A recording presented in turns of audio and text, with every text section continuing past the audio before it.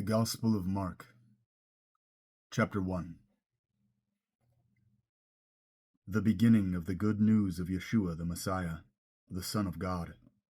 It is written in the prophet Yesha'yahu, "See, I am sending my messenger ahead of you. He will prepare the way before you." The voice of someone crying out, "In the desert prepare the way for Adonai, make straight paths for him."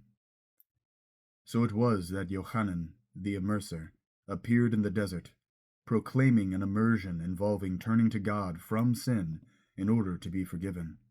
People went out to him from all over Yehuda, as did all the inhabitants of Jerusalem.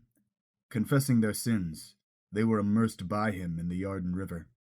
Yochanan wore clothes of camel's hair, with a leather belt around his waist. He ate locusts and wild honey.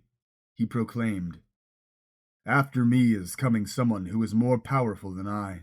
I'm not worthy even to bend down and untie his sandals. I have immersed you in water, but he will immerse you in the Ruach HaKodesh." Shortly thereafter, Yeshua came from Natzeret in the Galil, and was immersed in the Yarden by Yochanan. Immediately upon coming up out of the water, he saw heaven torn open, and the Spirit descending upon him like a dove. Then a voice came from heaven, "You are my Son, whom I love. I am well pleased with you." Immediately the Spirit drove him out into the wilderness, and he was in the wilderness 40 days being tempted by the Adversary. He was with the wild animals, and the angels took care of him. After Yochanan had been arrested, Yeshua came into the Galil proclaiming the good news from God. "The time has come. God's kingdom is near. Turn to God from your sins and believe the good news."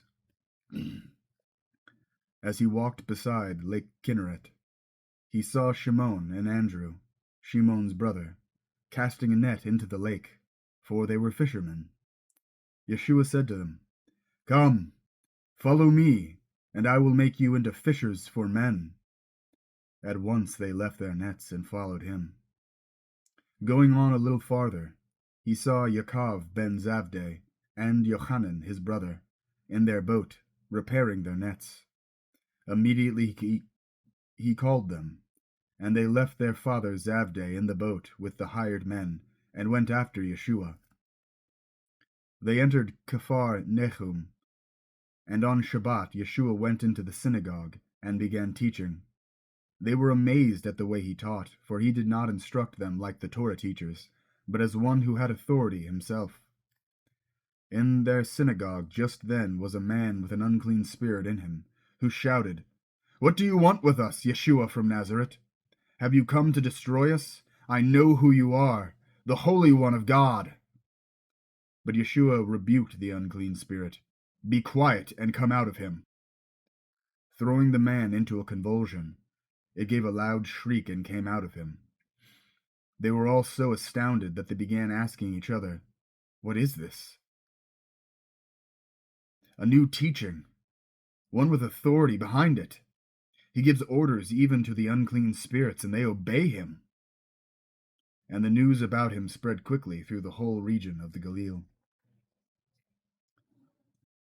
They left the synagogue and went with Yaakov and Yochanan to the home of Shim'on and Andrew.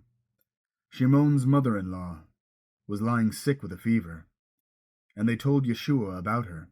He came, took her by the hand, and lifted her onto her feet. The fever left her, and she began helping them.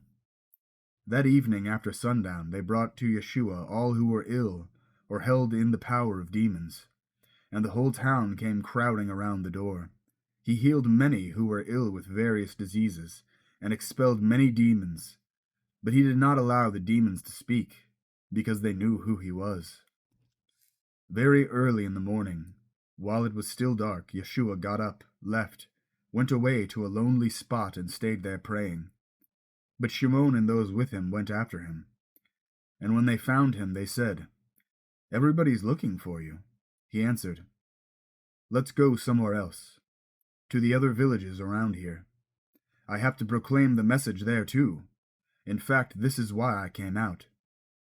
So he traveled all through the Galil, preaching in their synagogues and expelling demons.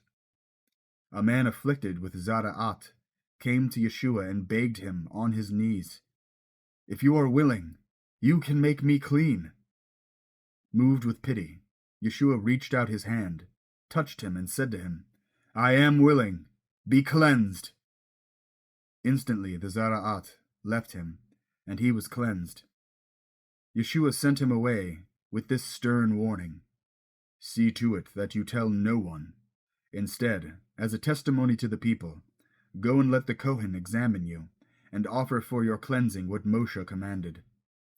But he went out and began spreading the news, talking freely about it, so that Yeshua could no longer enter a town openly, but stayed out in the country, where people continued coming to him from all around.